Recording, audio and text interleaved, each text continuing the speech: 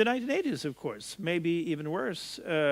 We had the huge Western European, in particular, peace movement, parts of it directly financed from Moscow, by the way, and they were completely against what was then essentially the Reagan administration military buildup, and also declaring, due to all the problems that the West had at the time, with all these public protests, and we had here in Stockholm as well, huge demonstrations almost every weekend against parts of this. NATO was declared dead then too. Nobody thought that it will really at least survive that decade. It did. Then we had the end of the Cold War, which of course was one of the major things for declaring NATO dead again.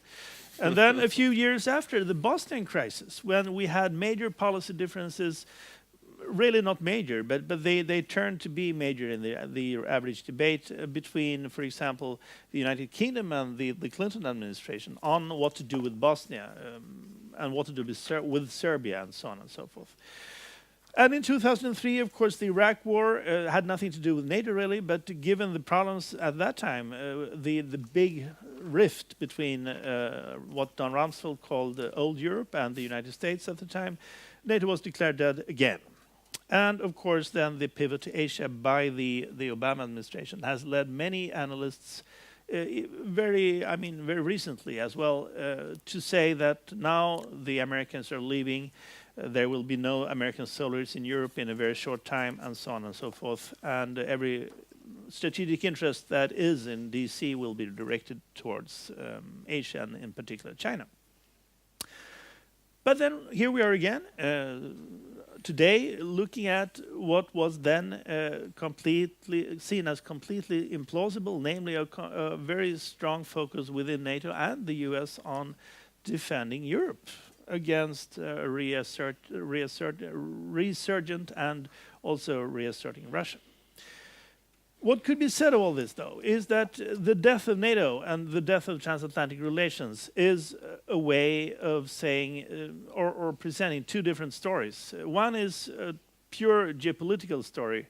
Geopolitics, by the way, being a Swedish invention. It was coined by a Swedish political scientist, Professor Rudolf Kjellén at Uppsala, about 115 years ago. Just another Swedish claim to fame, of course, but anyway. Great. Geopolitics being essentially balance of power plus geography. That's kind of the point. And if you have balance of power policies being made, and you have such a huge strategic shift as the end of the Cold War, then and the withdrawal of the Soviet Union from Eastern Europe and so on, then you will have no reason for the counterbalancing alliance of NATO. That has been the logic of some American realists, for example. Scores of them actually have been saying that we should not expand NATO, we should abolish NATO because NATO has no purpose anymore. And that was based purely on geopolitical balance of power framing in a way. And then you had a very different perspective saying that an alliance to be sustainable must be based on shared values. And that was killed by the Bush 41 administration, according to these people. People here and in Washington, of course, had big problems with George W. Bush policies, especially the Iraq War. And this proved as well, together with a lot of other things, that there were no shared values anymore among the leading establishments of Europe and the United States. But anyway, NATO survived apparently, and this is of course something that has to be related to something else, namely that there are reasons why NATO survives, and I would argue, to make a very, very long story short, that it has to do with a convergence rather than a split of geopolitics and liberal Western shared values. If you have a geopolitical perspective, you certainly can argue, and many people does, but they have been in the clear minority for the last few years, that you need a Western balance of power arrangements against everything else on the so-called Eurasian landmass, i.e. a military linkage between Western Europe and the United States, and North America in general. And this is one thing that then goes pretty well of course, with the fact that, after all, regardless of all the problems we had in the early years of this century, that the safeguarding of values can be done sometimes with military force, or at least with military potential, so to speak. The third geopolitical kind of thing here is, of course, that the United States is not in Europe for purely altruistic purposes. Nobody believes that, I think, and I think you should, instead of seeing this as a problem, you should point out the positive parts of it. Having the United States engaged here means a lot of things. In terms of military presence, for example, you can move much easier to other parts of the world, like the Middle East and North Africa. As well, you can tell your other allies, that the ones that Magnus mentioned, for example, in Australia and Japan and all other places far away from Europe, that the United States is actually taking care of its allies and also values its alliance relationships. And if the United States would not do that, if the United States would tell Estonia or Latvia that, well, I'm sorry, but you're not that strategically significant for us, so please help yourselves, then you would tell that as well to the Japanese, to the South Koreans, to the Australians, to the Saudis. And what would happen then? You would have a magnificent proliferation, I would say, of nuclear weapons, for example, domestic nuclear weapons built by these countries to let them be able to take care of their own defenses. Nobody would gain, really, on such a development. And this has nothing to do with values or altruism. It has to do with a very clear-cut, realist perspective of what the American national interest is, and that has to do with alliances as well. However, though, the Western values that we are safeguarding, they are also good to have because they benefit both the American system and the European system at large, at least.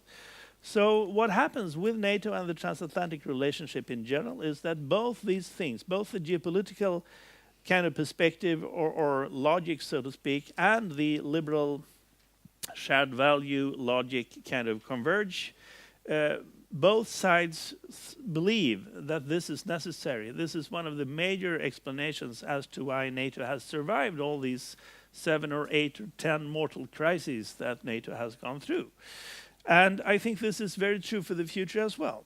This is also true, by the way, for the non-members of NATO in Western Europe, including Sweden and Finland.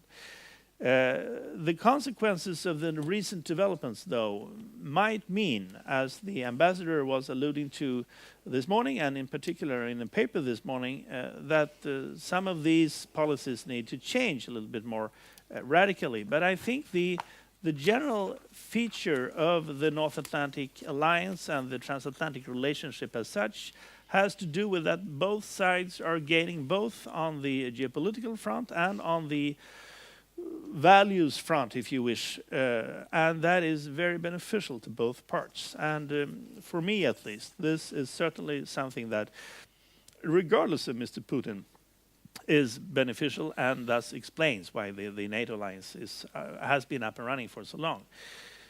In that context, though, in that situation, you have to see as well that a situation when Mr. Putin develops his own country into an anti-Western state with both geopolitical and ideological let's say, problems or challenges, to say the least, to the West, this only increases, of course, the value and the necessity of this alliance.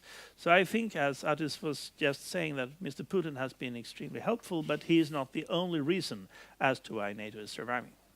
Thank you. Thank you, Mike.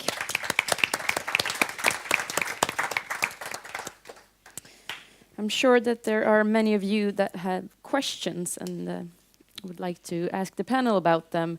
However, we will take a brief discussion within the panel, and then I will open up the floor in 5 minutes or so.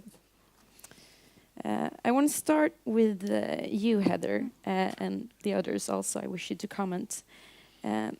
You talk about Cardiff as a time for a new ball game and a time when we should figure out how to move forward. The NATO should figure out. Cardiff is in September. Can we wait that long?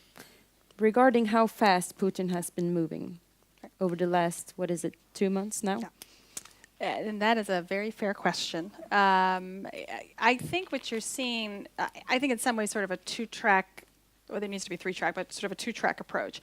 So you see that where the G7, and the G7 will meet in June in lieu of the G8 that was supposed to meet in Sochi. You're sort of seeing that one track. And then you're having, more periodic foreign minister conversations, and there will be another, foreign ministers, NATO ministerial meeting in June coming up.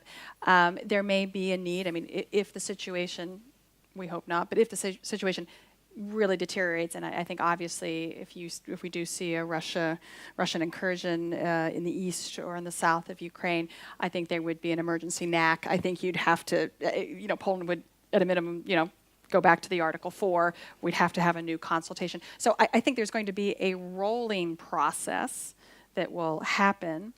But I think Cardiff is the point where the heads of state and government really set, I would say, NATO's next phase. And Mike, you did a wonderful job at the phasing of NATO and its ultimate resilience at 65. What the next task will be. If I can just take the prerogative for just a couple of sound bites that I wanted to mention. It struck me right before leaving from Washington, we held a panel discussion with Dr. Brzezinski, so Mark's dad, which is always intimidating to have that great thinker, and I'm trying to figure all of this out. But he mentioned something at the end of a comment that I'd like to share with you. He said, "Can you?" Because people were really fussing about, that NATO enlargement has really provoked this. Again, this is our fault, and sort of questioning on the, we promised we would never put permanent facilities, NATO permanent facilities, east of Berlin. And Dr. Brzezinski said, it's absolutely right. Can you imagine what the situation would be if we had not enlarged NATO? We would be in all-out regional war. I'm convinced of it, because to react to this, NATO expansion has been something that has calmed and strengthened and reassured this region. We don't talk about it that way. We need to talk about it that way. The NATO expansion has been a strengthening of this region, and thank goodness we have it. Also, another point, and Ed had mentioned this earlier, Russia is not weak in the classic sense. And they are showing us that they are not weak. They are able to mobilize very quickly, and they are able to, and they are going to be assuming a lot of economic pain. The West believes that they are weak, and they believe this is a show of weakness. And President Obama's sort of famous throwaway line when he visited Brussels last month, "Oh, they're just a regional power." No, they are powerful. We believe they are weak, and that's maybe a false perception. Mr. Putin thinks we are very weak, by the way. The euro crisis, the financial crisis, our domestic polarization, the EP elections will show this weakness. We are not weak in the classical sense either, but both perceive each other as weak, and that is very dangerous. Again, this is a time for confidence and to not underestimate the other. And then, Mike, just a final little note on the pivot. All I've done for the last 3 years, God bless, is talk about what the pivot means for Europe in Washington. My take, the core of the U.S. rebalancing, the P word's a no-no word, the rebalancing is the Trans-Pacific Partnership. That's the trade, the big trade agreement, which has actually run into some problems between the U.S. and Japan. Japan entering TPP made this thing very significant, but it also made it 10 times more difficult. Hopefully the president's trip this month has helped dislodge that. This policy has been extremely difficult to sustain. Number one, we've got emergencies everywhere, the Middle East, at home, you name it, not even to mention the crisis in Ukraine. But the pivot was always about shifting assets, not creating new assets. So it was sort of a budget moving around. And yes, some of those assets that were in Europe will be moved back home to save funds, but this really isn't, it's sort of a repackaging of a policy and a reemphasis, but it's not a big new policy. And I give that as a reflection. Europe has pivoted to Asia much earlier in some ways than the United States has, just pivoted economically. We have a very robust security role that's a bit more cumbersome than just simply an economic role. So I just wanted to provide that context. Thank you. Thank you. Mike, would you like to comment on that? You're good? All right. So I think that we will open up for questions already now from the audience, since I see there are quite a few of them. And I would like to start with Gudrun Persson, please. Sanna could provide a mic, maybe.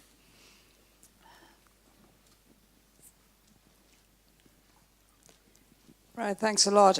Just a small comment to avoid the fact that we get surprised all the time when you were talking about earlier on the Arctic. I mean, make no mistake about it, Russian policy in the Arctic is very clear. It is Russian interest, and they are strengthening their presence there, and the Northern Fleet has a task there, just so that it may be that NATO doesn't know whether it's going to be in the Arctic, but the Russians are. That's for sure. May I pop in there just because I can't help myself? And this is what I spoke about in Tallinn. So, the Arctic has always been, I despite headlines to the contrary, a really important area of cooperation. We've started to see this turn, I think, very clearly over the last 6 to 9 months. I mean, I think the overreaction to the Greenpeace Arctic Sunrise demonstrated that, oh, no. I mean, they were illegally there. The response was appropriate to the point, but then they totally overdid it. And we are seeing where the nationalistic voices are really creeping into their Arctic vocabulary. You're absolutely right. The military modernization, the dual use of the Coast Guard infrastructure, reopening bases. This is ours, sovereignty. We should take it. Some of this is regarding Russia submitting new scientific data for their claims to the Lomonosov Ridge. It's going to spill over to the Arctic. I think we have to try to preserve and protect this. But I agree with you. I fear that the Arctic, the spillover effects from the crisis in Ukraine will bleed right into the Arctic. So we have a question from Ambassador Bayerones. First of all, short reflection on the remark of Heather Conley on the enlargement of NATO. Definitely, seen from the Lithuania's Baltic perspective, exactly this is the way I try to explain to the interlocutors who say Baltic membership in NATO provoke or contributed to this situation. What they say? Actually, my answer is identical. Right. Imagine what would happen if the Baltic countries would be not part of NATO. Yeah. You would see Russian forces also in the same dress in Vilnius, Riga, and Tallinn. Hopefully not, but so my question on some of you were very clear. Next NATO summit is not going to be very much favoring to the partnership sort of idea, more of the territorial defense. And this actually, I will not probably open the big secrets. Lithuania's embassy also here in Stockholm is the NATO contact point embassy.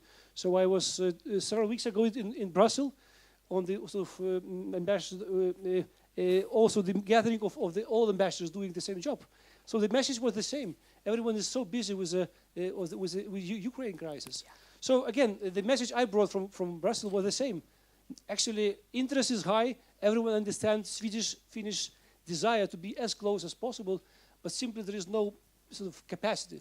But still, if we would take this situation in the more sort of future, so what still NATO can offer to the countries like Sweden and Finland, knowing that their policies, and we're not here to discuss their policies, this is up to these countries to decide. But what NATO can offer to Sweden and Finland, especially with NATO withdrawing out of Afghanistan? Thank you. Okay, so those were two questions, as I hear it. Is the NATO experiencing sort of an overstretch? We don't have enough capacity, or the NATO doesn't have enough capacity. And what can NATO do for Finland and Sweden? Who would like to start? I'll just pitch in and then let Magnus offer his thoughts. You know, again, before the crisis, there's sort of a before and an after. I have to keep toggling. Before the crisis, partnerships, I think, were going to be the centerpiece of Cardiff. That we were going to have, and this is where we enhance NATO's, we operationalize NATO values through the extension of our work with partners. And the new partners we've engaged with, not only in Afghanistan, but through Libya operations, that we develop a robust partnership. And I would love to see more of an individual partnership. So, you know, what we've heard constantly, concerns from both Stockholm and Helsinki is like we're getting lumped in with a whole bunch of countries that have a very different perspective about their relationship with the alliance. We want a special relationship. We're doing a lot. We want that to be differentiation. And so how NATO could do that, and again, that in some ways is a very cost-effective way. That's not, unfortunately, buying more air-to-air refueling capabilities, but it is a way to operationalize NATO's values. We can continue to exercise and train with one another and maintain what we have gained from our experiences in Afghanistan. Okay, that was pre-crisis. Post-crisis, I think, and as much as I loved Magnus's list of all the things that NATO needs to do, couldn't agree more. The fact is, we have to prioritize. The fact is, there are limitations, and there's certainly budget limitations to this, and we are going to have to, like a laser beam, prioritize. And my view, and I've got to, you know, my blinders are on here, I think it is collective defense. I think the money that we need to spend is in supporting the troops that we're going to be rotating through, a very enhanced exercises and training schedule in this region. Now, can Sweden and Finland participate in that? I assume. I don't know how these exercises are developed. I would assume you could. That would be welcomed. But again, I don't want anyone to misunderstand, because I think there was an enormous misunderstanding